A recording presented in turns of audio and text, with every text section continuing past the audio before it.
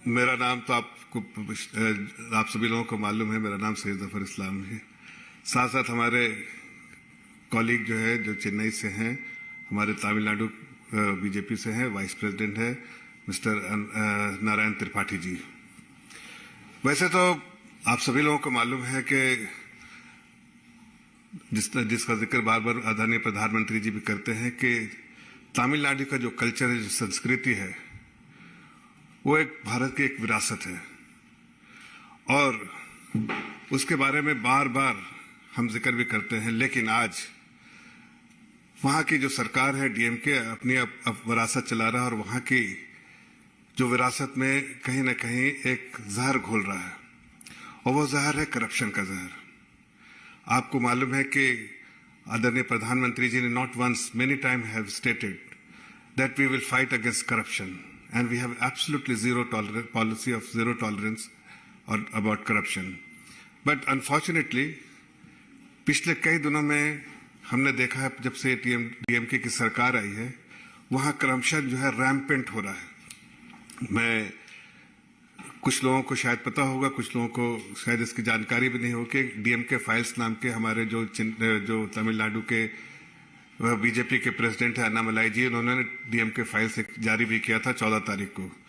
उसमें बहुत सारे he has exposed DMK government on many occasions and particularly on 14th of April he has showcased the kind of corruption which has been done by DMK, especially when it comes to amassing wealth through unfair practices. I will give you a brief about the wealth which has been accumulated by 12 top lieutenants of DMK Chief Minister Stalin. Mr. Jagatra Kashakan, 50,000 crore. EV value, 5,442 crore. These are the, I can give you one example, like Mr. Velu had declared in 2021 that his entire asset is only 23 crore. Today, his asset is 5,442 crore. I mean, we really want to understand. हम जानना चाहते हैं कि जिसका 23 crore affidavit में डाला हुआ है 2021 में, वो सडनली 2023 में 5,441 करोड़ कैसे हो गया? आखिर किस तरह से एसेट्स बनाया गया है, कैसे इतनी वैल्यू एसेट्स की हो गई है, जबकि आपके 2 साल में 23 करोड़ से 5,444 करोड़। उसी तरह से अगर आप देखिए के नेहरू जी के बारे में, उनकी प्रॉपर्टीज जो है डिक्लेयर किया है 3 करोड़ और आज जो है वो 2500 करोड़ के 21 में मात्र 3 crore. He had declared in affidavit mister के Nehru merely 3 crore in 2021. Today he is worth 2,495 crore. That only shows the kind of rampant corruption being done in the state of Tamil Nadu under the guidance of the chief minister. और सबसे अहम बात है जो आपके सामने मैं सुनाना चाहता हूं आप लोगों को, कि आप देखिए इस पूरे करप्शन के बारे में जिससे हम फाइट कर रहे हैं। How many initiative the honourable prime minister has undertaken to eliminate this corruption from the society, because it is impacting the common man. They are looting the wealth of the common man.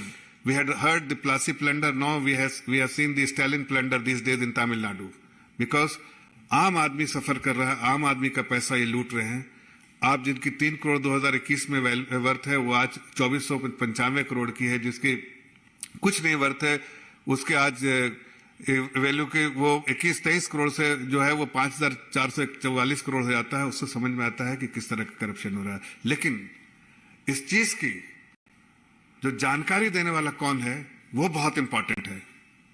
आपको मैं सुनाना चाहता हूं कि उनके जो finance minister हैं थायागराजन, PTR थायागराजन जी, वो एक जर्नलिस्ट से जब बात कर रहे हैं, when he is talking to a journalist, the finance minister who is the trusted lieutenant of the chief minister mister Stalin, when he was talking to a journalist, he revealed It is not me who is talking about it. I will make you listen to this audio conversation between the journalist and the finance minister of Tamil Nadu, who is a very, very trusted lieutenant of Stalin.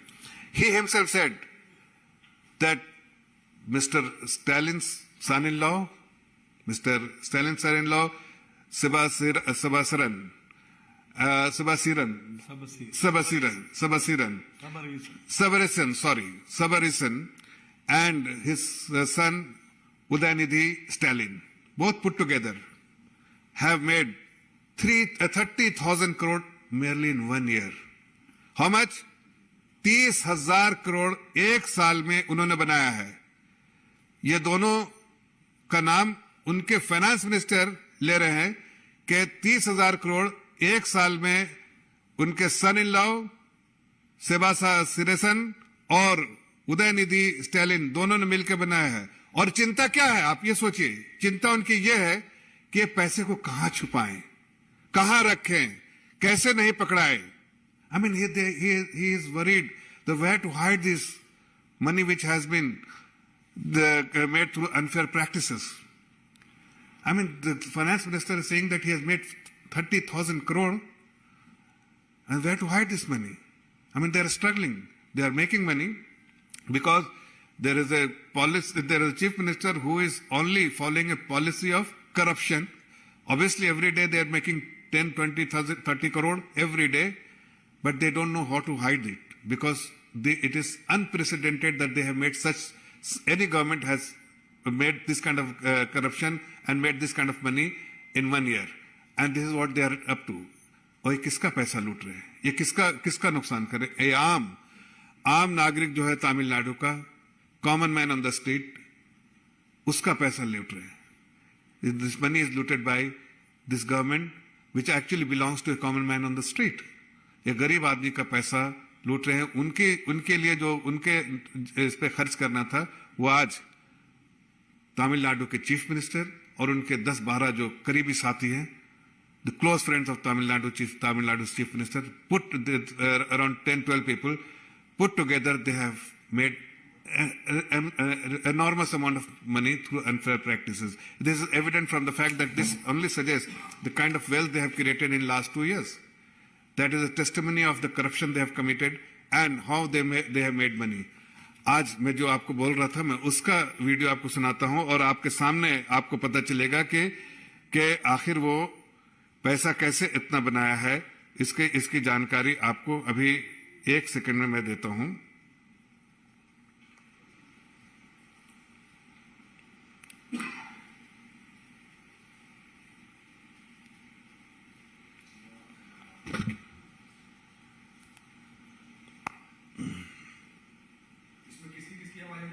मैं बताता हूं, 1 minute में.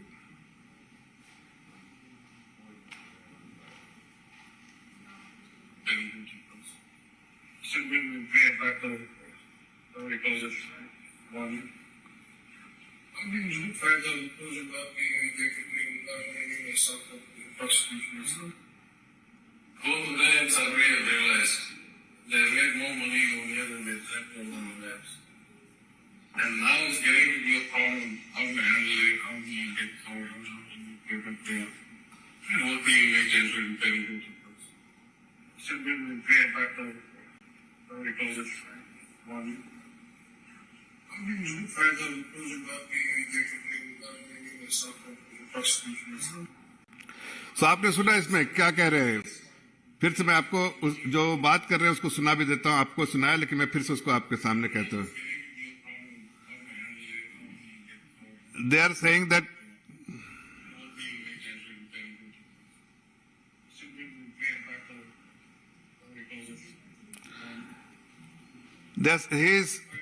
the Tyag Rajanji is talking to a journalist and is saying that Mr. Udayanidhi or Seba Sirasan, they have made more money in 1 year than their grandfathers have made. Means, as a family is known for corruption, that is what he is confirming. First thing that is confirming that the family is known for corruption. It is in their gene, it is there in DNA that they do corruptions whenever they are in power, and they loot the assets of which actually should belong to a common man. They are looting the state assets. And this is something which is known even for their grandparents, that they were making this kind of correction. But today, he is also saying that they have, whatever money they have made, उससे ज़्यादा, जितना ज़्यादा उनके grand parents ने बनाया, तो उससे ज़्यादा पैसा आज वो बना रहे हैं. दूसरी बात जो मैं कहना चाहता हूं कि उन्होंने कहा कि एक साल में इतना किसी ने पैसा नहीं बनाया जितना इन्होंने बनाया, 30,000 करोड़. ये हम नहीं कह रहे, ये उनके त्यागराजन जो मिनिस्टर है वो कह रहे हैं. और तीसरी बात उन्होंने कही कि आज ये प्रॉब्लम आ गई है कि इस पैसे को कहां छिपाएं, where to hide this money which is being made by these two people through unfair practices. Every day 10, 20, 30 crores he is making. This is what the finance minister is saying. Now, also I would like to bring to your attention कि आपको DMK files के बारे में पता ही है, जहां पर 3-4 corruptions के बारे में हमने बात की और हमने उनसे सवाल पूछा है कि आप ये बताइए कि दुबई की एक कंपनी जो है, जिसके साथ उन्होंने एक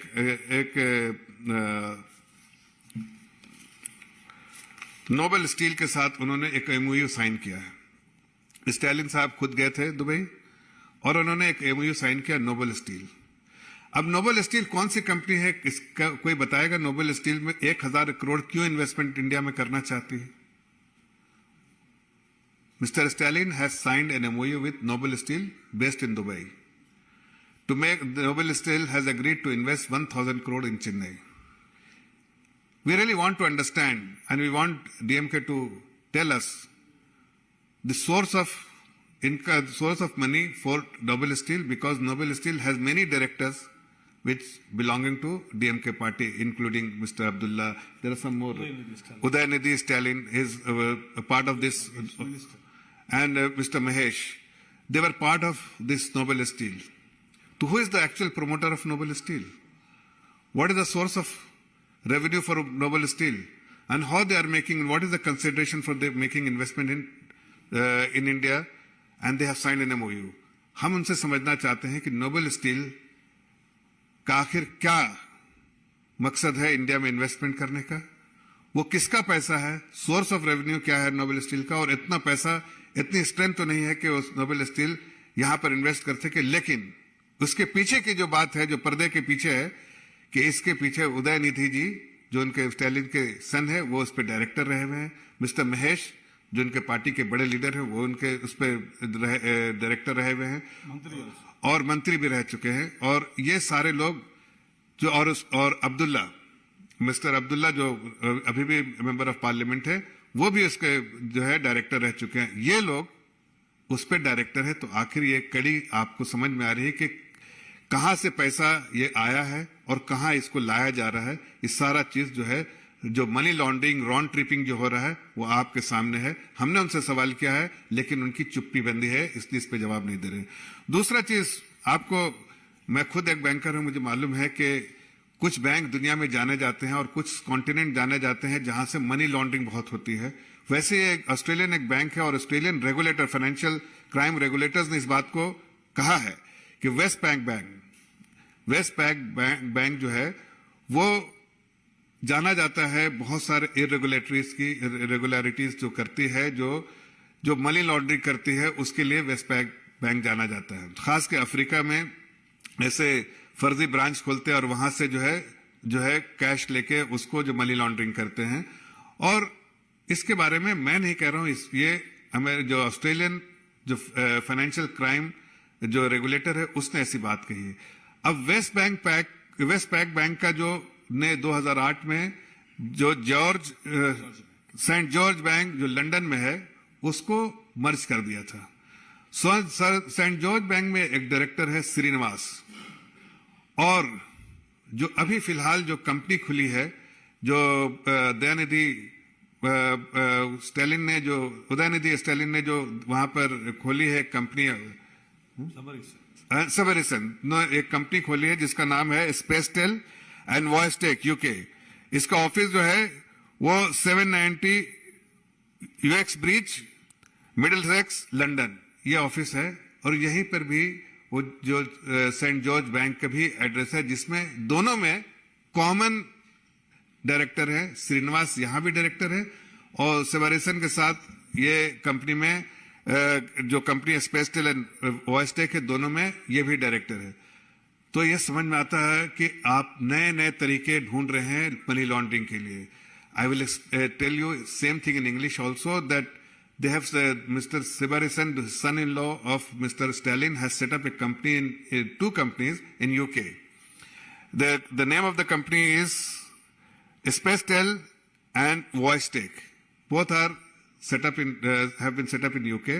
Their office is 790 UX Bridge, Middlesex, London. And what is common, that St. George Bank's office is also in the same building. And there is one person who is a common director between the two entities. Srinivasan, who is a very close friend of Sibarisan, is also director of in St. George Bank. And he is also director in the two companies which has been set up by Sibarisan, who is the son-in-law of Mr. Stalin. We want to know what is the innovative way. Now they are resorting to innovative methods of money laundering. And we have exposed that the kind of investment they have made through this by setting up these two companies are only illegal, and they are routing their ill-gotten fund through this route. And this is something which has been also spoken by the Australian financial crime regulators, because the St. George Bank has been merged or owned by Westpac Bank, and Westpac Bank is known for doing very many money laundering transactions through Africa. So we want to understand from them what is the arrangement they have with Srinivasan and why they had to set up companies in UK, because they will have to answer, and especially the association with Srinivasan, because St. George Bank is known for money laundering, is something which I am not telling, not my party officer saying, not my colleague Anna Malai saying, but this has been stated by the Australian financial crime regulator. Third question which my colleague, State BJP President Mr. Annamalai has also raised, which I want to also put it across to you. उन्होंने ये भी पूछा है कि जो metro rail जो है, Chennai metro rail, उसमें आखिर किस तरह का अरेंजमेंट किया गया था एस्ट्रॉम प्रोजेक्ट्स के थ्रू, एस्ट्रॉम इंफ्रास्ट्रक्चर प्रोजेक्ट्स के थ्रू, कि आपने मित्सुबिशी जैसी कंपनियों को साइडलाइन किया, आपने बहुत सारे पॉलिसी गाइडलाइंस चेंज किए, और इवेंचुअली आपने जो है एक ऐसी कंपनी को जो ब्राइब करने के लिए मशहूर है, जानी जाती है कि ब्राइब करके थ्रू मिडिल मैन ब्राइब करती है, और उसमें 200 करोड़ जो है उस वक्त डीएमके को दिया गया, उसके बेसिस पे ये उनको कॉन्ट्रैक्ट मिला था। और इसकी अब जानकारी, जैसा हमारे बीजेपी के स्टेट प्रेसिडेंट उन्होंने कहा है कि इसकी जानकारी सीबीआई को दी जा रही है, सीबीआई है इसको फर्दर हम उनसे आग्रह करेंगे कि सीबीआई फर्दर इन्वेस्टिगेट करे, इसलिए कि ये बहुत ही जो बड़ा करप्शन उस वक्त हुआ था, और इसकी जानकारी इसलिए कि एग्जिम की पॉलिसी को भी उन्होंने साइडलाइन करते हुए ये करप्शन किया था। So we also want to understand, and that is something which has already been stated by our BJP state president, that mister Annamalai, that what kind of arrangement they had, the DMK government had with Alstom projects, because Alstom project is known to use a conduit, a middleman, to bribe the authorities, and it has been heard that they had bribed 200 crore to win this project. While winning this project, DMK had to violate many guidelines of EXIM, and also they have to accommodate or put up a policy which actually suited Alstom project, and somehow the most competent bidder was Mitsubishi, which has been sidelined by making this kind of amendment in the policy itself. So eventually the contract went to Alstom project, and they had received a bribe of 200 crores. So we want to approach CBI with all the information which has been gathered, and Mr. Annamalai has already stated that he is seeking appointment of CBI, and he will hand over all the information which he has, so that CBI can investigate thoroughly and find out who is the culprit and what kind of arrangement they had. Also, I want to raise this that Mr. Udayanithi Stalin, जो आज के दिन में बहुत मशहूर distributor भी हैं, film distributor, producer भी हैं। वो 300 का जो रेड जाइंट करके जो कंपनी है, उसमें 300 करोड़ कहां से आया था? आज उसकी वर्थ 2000 करोड़ कैसे हो गई? आखिर ये कहां से सोर्स इसका? इस सोर्स के बारे में भी हमने पूछा है, हमारे अन्नामलाई साहब ने पूछा है, लेकिन अभी तक कोई जवाब नहीं आया। We also want to understand from DMK and Mr. Stalin and Mr. Udayanidhi that the source of 300 crore which has been put in Red Giant, which is the sole distributor in Chennai, in Tamil Nadu today, and there is a production house of Sun, put together, they are actually monopolizing the film industry in Tamil Nadu. Also, the worth of 300 crore is, now they have stated that it is 2,000 crore. We want to understand from where this 300 crore had come, 300 crore come, the source of this 300 crore. We have posed this question, but there is absolutely no reply from DMK. So we want to reiterate that please tell us what is the source of 300 crore, because we want to understand, the people of Tamil Nadu wants to understand that how you have put in 300 crore in Red Giant, which is worth 2,000 crore today. So, Mitro, I just wanted to highlight a few the corruptions के बारे में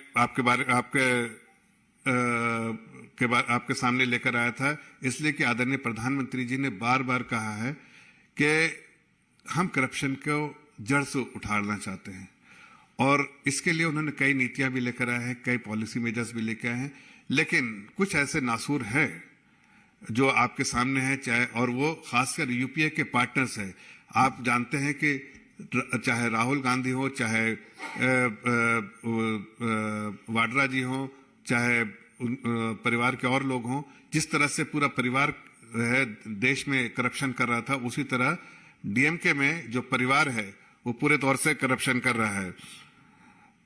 और इसलिए हम उस चीज को expose करना चाहते हैं, और हम चाहते हैं कि जो प्रदेश की जनता का जो धन लूटा जा रहा है, इन 10-12 लोग जो उनके करीबी लोग हैं डीएमके के चीफ मिनिस्टर स्टालिन के, उनको हम एक्सपोज करना चाहते हैं, ताकि हम करप्शन को जो है पूरे जड़ से वहां खत्म कर पाए।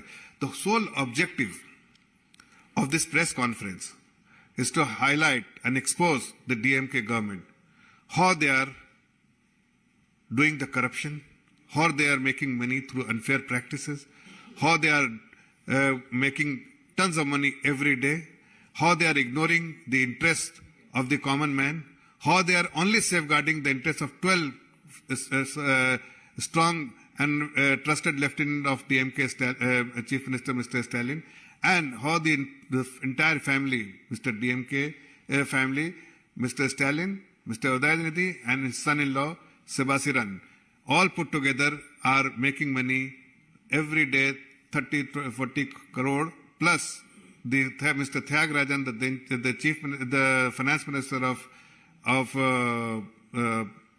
Tamil Nadu, has already confirmed that 30,000 crore has been made through illegal practices in 1 year alone, and they are now trying to hide. But we will not let them live in peace.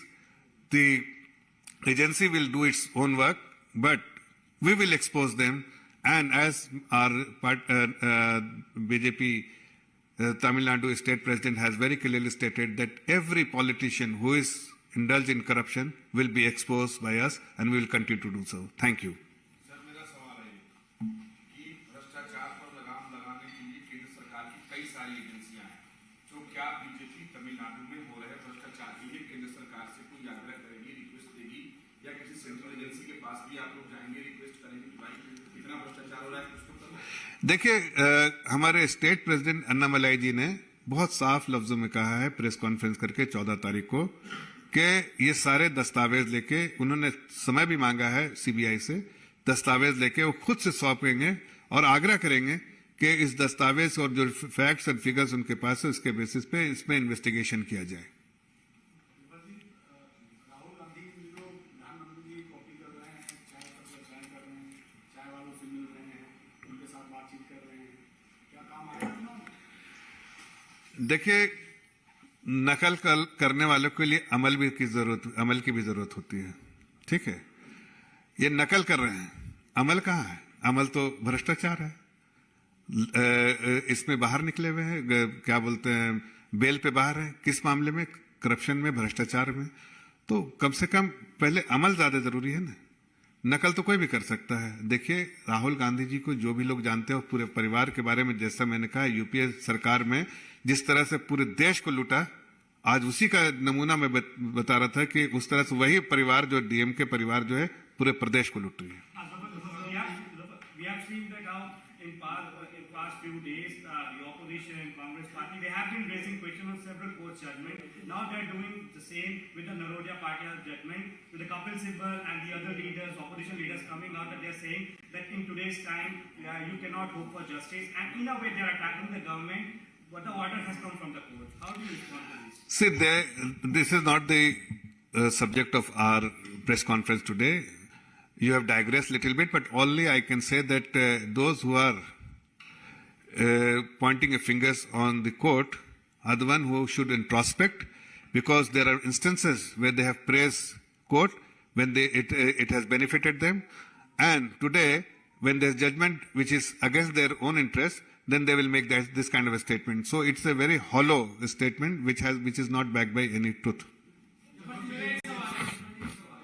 Congress ने भी आरोप लगाया कि जो VVPAT machine थी 6.5 लाख के करीब खराब थी, उनकी जो मरम्मत की गई उसके लिए एसओपी जो होती है उसको फॉलो नहीं किया गया। देखिए, ये इसकी मुझे इस तरह के जवाब देने के लिए मेरे ख्याल से इलेक्शन कमीशन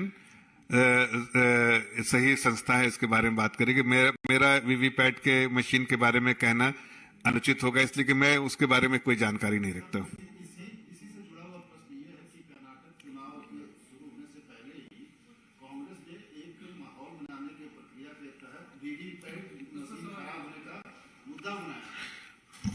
देखिए, आप कांग्रेस के स्टेट में बड़े बड़े लीडरों का स्टेटमेंट उठा के देख लिए। जब वो जीतते हैं तो कहते हैं कि सब कुछ ठीक है, चाहे वो सुप्रीम कोर्ट का फैसला हो, चाहे इलेक्शन में रिजल्ट हो। अभी हिमाचल में बैठे तो उसमें तो नहीं बोला कि भाई यहाँ पर वीवीपैट और ईवीएम में कोई कमी थी, लेकिन हारते हैं तो वो ठेकरा ईवीएम पे फोड़ते हैं। हकीकत तो है कि जनता के बीच में जनता का जो कॉन्फिडेंस और जो सपोर्ट है, जो विश्वास है, वो खो चुके हैं। तो इस तरह की बातें करने का कोई फर्क नहीं पड़ता, इसलिए कि वो जनता ही जब उनको सपोर्ट करना बंद कर दी है तो कहां से जीतेंगे? उनको जीत के लिए जनता का कॉन्फिडेंस जीतना पड़ेगा।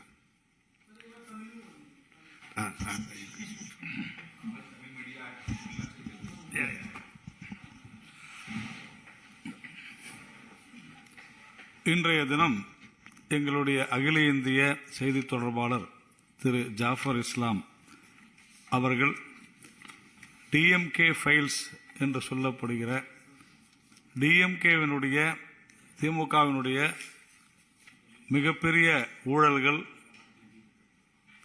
வருமானத்திற்கும் அதிகமாக சேர்த்திருக்கக்கூடிய சொத்துக்கள் ஆகியவற்றை மிக தெளிவாக இன்று அகில இந்திய தலைமை அலுவலகத்திலே எடுத்துரைத்திருக்கிறார்.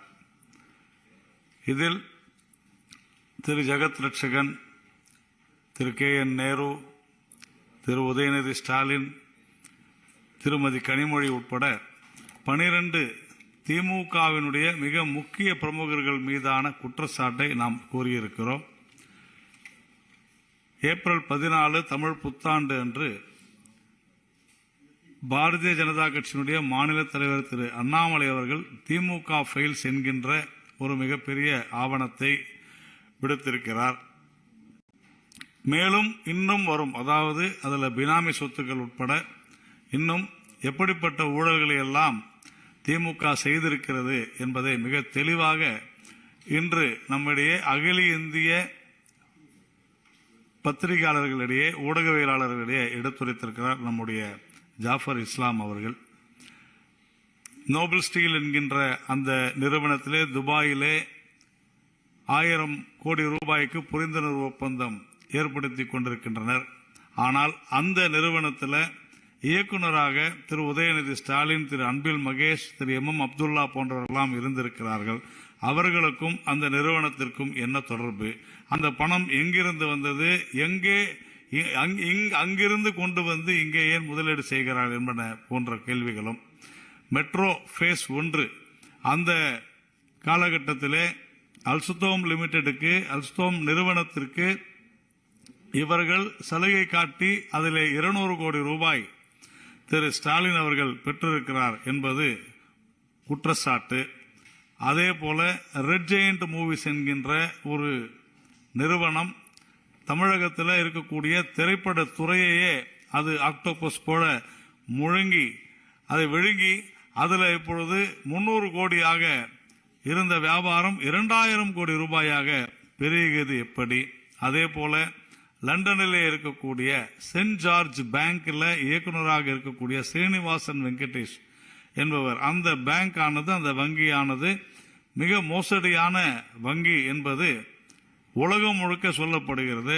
அந்த ஸ்ரீனிவாசன் வெங்கடேஷ் என்பவர் இயக்குநராக இருக்கக்கூடிய வேறு நிறுவனங்களில் சபரீசன் அவர்கள் முதலமைச்சருடைய மருமகன் மாப்பிள்ளை எப்படி 2022 இயக்குநரானார் என்பது போன்ற பல கேள்விகளை இப்பொழுது நாம் எழுப்பியிருக்கிறோம். மேலும் வரக்கூடிய காலங்களில் நம்முடைய பாரத பிரதமர் திரு நரேந்திர மோடி அவர்கள் சொல்கிறபடி ஊழல் என்பதை முற்றிலுமாக ஒழிக்க வேண்டும். அதன் அடிப்படையில் எங்களுடைய மாநில தலைவர் தமிழகத்தில் ஏப்ரல் 14ஆம் தேதி திரு அண்ணாமலை அவர்கள் ஒரு மிகப்பெரிய ஊழல் குற்றச்சாட்டினை சொத்து பட்டியலை வெளியிட்டிருக்கிறார். இது மேலும் தொடரும். இதற்காகத்தான் இன்றைய செய்தியாளர் சந்திப்பு. Thank you. सर एक सवाल और मेरा, जो पुंछ पर जो हमला हुआ था उस पर फारूक अब्दुल्ला ने एक बड़ा बयान दिया कि जब तक पाकिस्तान से बात नहीं होगी तब तक इस तरह के हमले होते रहेंगे। देखिए, फारूक अब्दुल्ला जी आज निराश हारे हुए एक नेता हैं, इसलिए कि जमीन में उनकी जो भी पकड़ थी वो खत्म हो चुकी है। वहां से करप्शन प्लस टेररिज्म दोनों का खात्मा हो रहा है। तो ऐसे लोग जो इसके बलबूते पे आगे बढ़ते थे, आज कहीं ना कहीं उनको इस बात की समझ हो गई है कि वहां पर एक आम नागरिक मजबूत हो रहा है। जो आर्टिकल 370 के हटने के बाद वहां जो जिस तरह से वेलफेयर स्कीम का पैसा और जो फायदे जो है एक आम नागरिक को पहुंच रहे हैं, जो कभी नहीं पहुंचे थे, आज उसका फायदा पहुंच रहा है। तो जमीन में लोग समझने लगे हैं कि देश की सरकार से इतने दिन से नाता तोड़ने से या दूर रहने से उनका क्या नुकसान हुआ है, और अब उनको कॉन्फिडेंस, उनका विश्वास जो है देश की सरकार पे है। आदरणीय प्रधानमंत्री जी की जितनी वेलफेयर स्कीम है उसका डायरेक्ट बेनिफिट जो उनको पहुंच रहा है। तो चाहे फारूक अब्दुल्ला हो, चाहे वो महबूबा मुफ्ती हो, चाहे और भी उमर अब्दुल्ला हो, या ऐसे नेता जो पाकिस्तान के हिमायती थे, उनके पेट में दर्द जरूर होगा। धन्यवाद।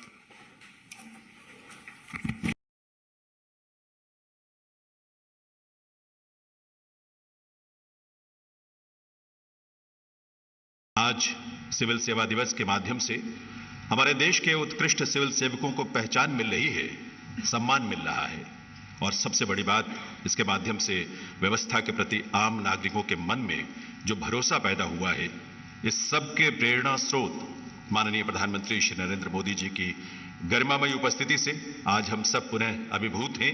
आइए एक बार करतल ध्वनि के साथ अभिनंदन करें, वंदन करें माननीय प्रधानमंत्री महोदय का। इस अवसर पर मंच पर विराजमान माननीय केंद्रीय राज्य मंत्री कार्मिक, लोक शिकायत, पेंशन और प्रधानमंत्री कार्यालय डॉक्टर जितेंद्र सिंह जी, माननीय प्रधानमंत्री महोदय के सलाहकार डॉक्टर पी.के. मिश्रा जी, माननीय कैबिनेट सचिव श्री राजीव गौबा जी, भारत सरकार के प्रशासनिक सुधार और लोक शिकायत विभाग के सचिव श्री वी श्रीनिवास जी, और आप सभी का देवियों सज्जनों हार्दिक स्वागत, अभिनंदन है। मैं निवेदन करूंगा माननीय कैबिनेट सचिव श्री राजीव गौबा जी से कि वे माननीय प्रधानमंत्री महोदय और आप सभी का स्वागत करने के लिए पधारें, स्वागत संबोधन के साथ।